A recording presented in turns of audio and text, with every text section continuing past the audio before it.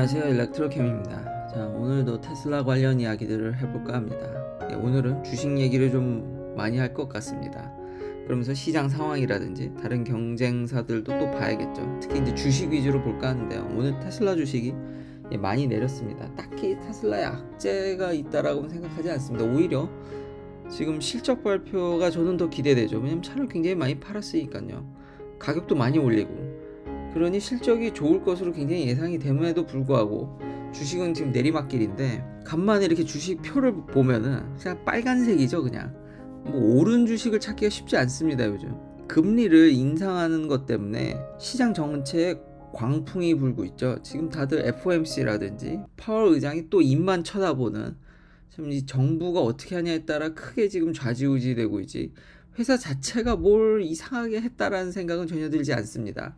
그래서 결국 이 시장에 미치는 영향을, 그러니까 주식시장에 영향이 미치는 걸 봐야 되는 상황인데요. 오늘 보면 아마존도 많이 내렸고, 번외로 깜짝 놀란 거는 넷플릭스가, 이게 무려 하루에 20% 넘게, 이 회사 결코 작은 회사가 아닙니다. 지금 여기 보면 마켓캡이 176 빌리언 달러입니다. 200조가 넘는 기업입니다. 그러니까 하루에 도대체 수십조가 그냥 홀라당 날아간 건데, 그러네요. 이제 보니까 이런 구글의 데이터가 지금 내려간 걸 기준으로 했겠죠. 어딜 기준했냐, 참 이렇게 하루에 엄청 내리면 게 중요할 것 같긴 한데, 수십조가 날아간 건 사실인데, 지금 보면 이게 얼마 만에 내려간 거냐면 이 정도 폭으로 떨어진 게요, 2012년 이후로 최대 폭입니다. 그러니까 무려 10년 동안 이렇게 떨어져 본 적이 없는 거죠, 넷플릭스가. 그러니까 참, 오늘은 이걸 보면서 이렇게 큰 주식도 떨어진다라는 것에 참 대단하긴 합니다. 그러니까 더더욱이 이럴수록, 그러니까 넷플릭스는 시장 상황과 가입자 여러 가지 영향이 있겠죠. 그러니까 실적이 있어야지만 그나마 이런 데서 견딜 수 있다라는 거를 다시 한번 증명하는 것 같긴 합니다. 그러니까 실적이 아직 없는 다른 회사들을 보자라는 거죠. 테슬라가 지금 안타깝게도 내렸지만 그나마 저거는 지금 선방하고 있는 겁니다. 지금 무슨 일이 벌어지고 있냐면요, 경쟁사를 보면은, 그러니까 여전히 테슬라 말고는 전기차 에너지 회사를 찾기가 좀 어렵습니다. 그러니까 이럴 때일수록 지금 관망하면서 조심조심 현찰 비중을 올릴 수도 있는 거고, 다른 많은 전문가분들이 계시기 때문에 분할 매수를 할 수도 있는 거군요. 잘 지켜볼 필요는 있을 것 같긴 합니다.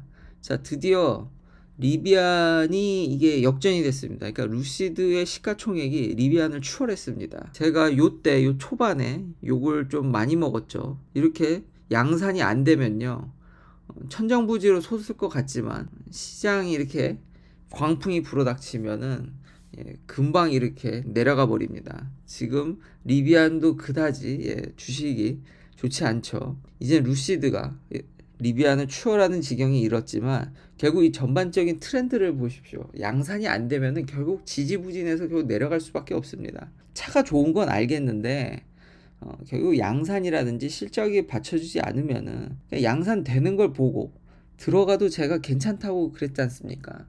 이거는 너무나도 자명한 사실이어서 이 두 회사도 전 계속 지켜볼 겁니다. 왜냐하면 테슬라가 갖지 않은 점을 가졌다라는 거는 여전히 큰 셀링 포인트입니다. 그러니까 양산적인 측면에서 꽤 봐야 된다라는 거죠. 결코 현재 그런 차가 뭐 트럭이든 그게 나쁘다는 게 아닙니다. 차만 보면 진짜 저는 나름 좀 마음에 안 드는 점도 있지만, 다시 한번 테슬라 같지 않은 점도 있기 때문에 좋게 보지만 양산이 안 되면 말짱 꽝이다. 그리고 계속 이게 미뤄지고 있죠. 자, 이제 리비안에, 그래서 말 나온 김에 리비안을 보면은 이것도 똑같은데요. 다시 한번 리마인드 해드리는데, 후발주자라고 절대로 빨리 못 쫓아옵니다. 어느 정도 팔아서 거기서 데이터가 나와야지 차를 튜닝할 수 있습니다. 지금 리비안이 어느 정도 조금씩 인도를 하니까 이런 테스트들도 나오는데요. 자, 슈퍼차저, 테슬라라면 슈퍼차저겠지만 리비안 같으면 이제 DC 패스트 얼마나 빨리 충전시키냐인데, 지금 보면은 피크 파워가 일렉트리파이 아메리카에 찔렀을 때 150kW를 넘기가 어렵습니다. 근데 테슬라 V3는 250이죠.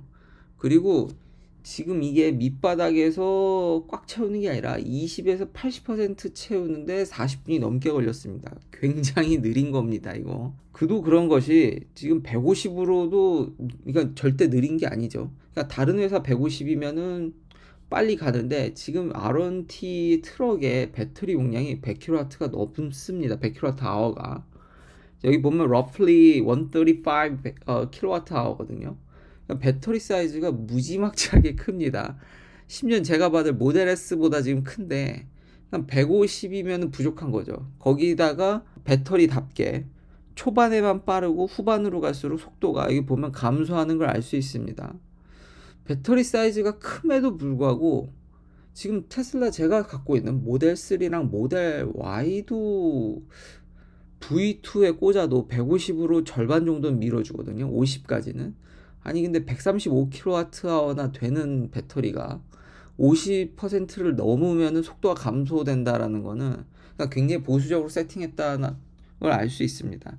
그러니까 차가 좀 팔리고 지금 상황을 보고 데이터가 수집이 돼야지 미리 완벽하게 요즘은 차를 완벽하게 만드는 건 거의 불가능한 일입니다. 그러니까 어느 정도 딜리버리가 되고 대량 생산이 되고 테스트 데이터가 나오고 그러면 이제 배터리 튜닝도 되면서 이제 자율주행적인 주행 보조적인 데이터도 이제 하면서 OTA도 하고 그러니까 이것도 나아질 겁니다. 그러니까 소프트웨어적으로 OTA로 리비안이 나중에 속도를 올릴 확률이 꽤 높습니다. 이것도 아니면은 속도를 안 올리더라도 SOC적인 측면에서도 더 밀어넣을 수 있겠죠. 150으로 더 피크로 더 밀어넣는다든지 충분히 좋아질 여력은 있지만 양산이 안 되고 이게 딜리버리가 많이 안 되면은 이게 더 올라오는데 느리게 될 겁니다.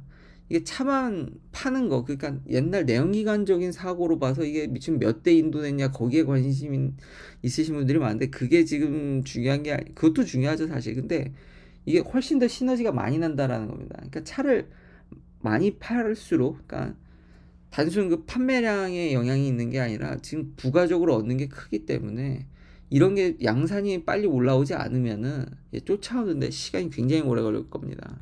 그래서 충전 속도가 느리다. 그러면 계속 또 리비안을 까는 얘기만 했으니까 안 좋은 거냐? 비판하는 것과 좋은 얘기를 이제 반반씩 해보면은 이제 또 정치 얘기를 아까 왜냐면 시장에 지금 입김을 팍팍 불어넣는 게 지금 뭐 회사가 뭘 잘못하다기보다는 정부가 어떻게 하냐에 따라 달려있기 때문에 지금 EV 텍스 크레딧 이것도 다른 유튜버 분들이나 전 이거에 대해서 그래서 별로 그렇게 좋게 생각하지 않아서 이걸로 엄청 펌핑을 많이 하셨는데 제가 이 텍스 크레딧 그렇게 쉽게 안 바뀐다고 얘기했죠. 지지부진하죠. 지금 바이든 정부가 전기차에 무슨 세금 보조 이런 것들을 해주네 만에 막 시끄러웠다가 지금 잠잠하죠. 이게 과연 지금 리비안한테 어떤 의미로 이제 다가오냐. 지금 빨리 이게 지금 통과가 돼야지 리비안한테 사실 좋은 거죠. 개정안은 좀 더, 그러니까 트럭에 좀 더 돈을 주는 편이기 때문에 그리고 가격이 좀 높게 설정되어 있습니다. 그러니까 리비안한테 좋은 건데 지지부진하죠. 그치만 그나마 참 그러니까 얼마나 이게 웃기냐면요. 공장은 일리노이에 있거든요. 일리노이가 원래 전기차에 되게 반대적이었습니다. 그러니까 보조금도 준 적이 별로 없고요. 줘도 진짜 찔끔 주고 굉장히 거기에 부정적이고 심지어 테슬라 못 팔게 하던 주 중 하나입니다. 이런 전기차들이 다이렉트 세일 하는 거를 아주 반대했던 주고 딜러들의 입김이 엄청 셌던 건데 이번에 확 바뀌었습니다. 보조금이라든지 친환경적인 스탠스로 여기 보면은 실리콘밸리 스탠스로 그러니까 실리콘밸리와 같이 이제 바뀌었다고 그러죠. 포지션이 굉장히 많이 바뀌었습니다.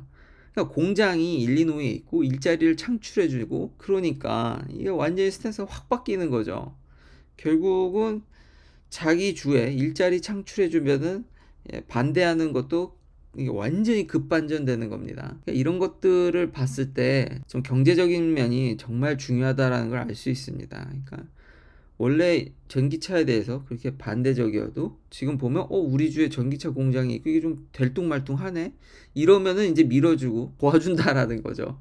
그 전에 엄청 반대하다가 이렇듯 경제적인 상황이 정치에 미치는 영향이 어마무시하고요. 일자리나 이런 것들이 다. 그래서 그걸 안 볼 수가 없는 상황인 거고요. 자, 그러면 우리 바이든 대통령의 인기는 어떠냐라는 거죠. 바이든 대통령 인기가 별로 없습니다. 지금 the most unpopular US president입니다. 참 쉽지 않은데요. 재선이 지금 거의 이거 거의 물 건너간다시피 하는데, 그래서 제가 계속 얘기하는, 인기가 너무 없으시기 때문에 주식시장을 과연 언제까지 저렇게 크래시나게, 물론 사실 큰 그림에서 보면, 빅픽처에서 보면 그렇게 많이 내린 것도 아니긴 합니다. 제가 그건 어제도 얘기했었고. 그렇지만 보는 여러분들이나 지금 미국 국민들도 거기에 영향이 크다라는 거죠. 다시 한번, 미국은 대부분 국민들이 부동산이 아니라 금융자산으로 비이상적으로 신기하게 전 세계적으로 선진국뿐만 아니라 전체적인 트렌드로 보더라도 약간 더 부동산 비중이 높은 게 맞거든요. 특히 한국은 더 심하다고 들었습니다. 근데 미국은 비이상적이라고 해야 돼?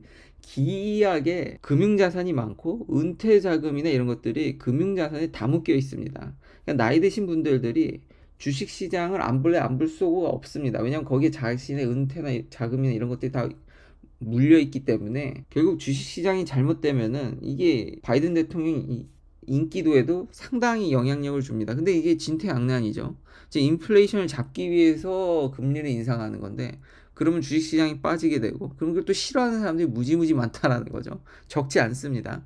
그러니까 이거를 잘 조율해서 살살, 그러니까 올리더라도 지금 인플레이션이 심하니까 올리는 건 거의 확실하거든요. 근데 이걸 점진적으로 시장 상황을 보면서 차근차근 올려야지, 확 올려서 시장을 망가뜨려 놓으면은 재선은 물 건너간다고 봐야겠죠. 그래서 이렇게 파퓰러리티를 보면 민주당 내에서도 어프로벌이 좋지 않거든요. 어프로벌 레이팅이 지금 계속 내려가고 있습니다. 심지어는 저번 분기에, 지난 분기죠, 역전됐습니다. 과연 중간 선거 때 하원을 지킬 수 있을지, 이대로라면은 쉽지 않습니다.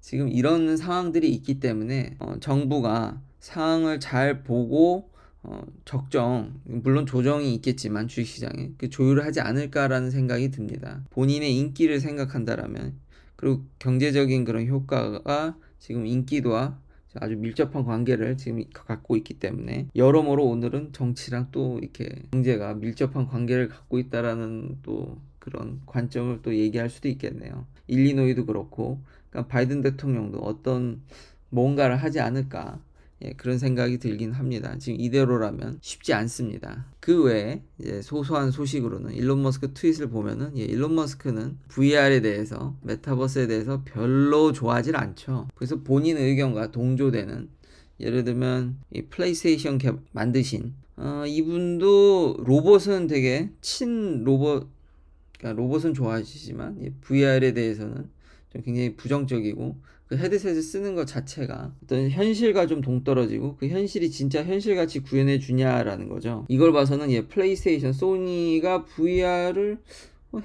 그래도 어느 정도 발음 맞춰서 해야 되지 않을까라는 생각도 들지만, 또 그렇게 열심히 갈 것 같다라는 또 생각도 안 들기는 합니다. 그리고 일론 머스크는 댓글에도 남겨주셨듯이 정말 일본 문화를 좋아하긴 하는 것 같네요. 플레이스테이션 얘기까지 관심 있게 댓글을 다는 것을 보면은 일본 문화에 심취해 있는 거는 맞는 것 같습니다. 그리고 마지막으로 테슬라 팁을 또 하나 알려드리면은, 테슬라 차량들은 앱을 통해서, 그러니까 오너들은 앱을 통해서 자신의 차량의 위치를 아주 손쉽게 파악할 수 있습니다. 그런데 그게 항상 트래킹이 되는 게 아닙니다. 이게 차가 굴러가야지만 GPS가 자리를 잡고, 그러니까 바퀴가 돌아야지만 GPS를 잡아서 위치를 업데이트하지, 만약에 차를 어딘가 실어가지고 보내버리면은 위치 추적이 안 됩니다.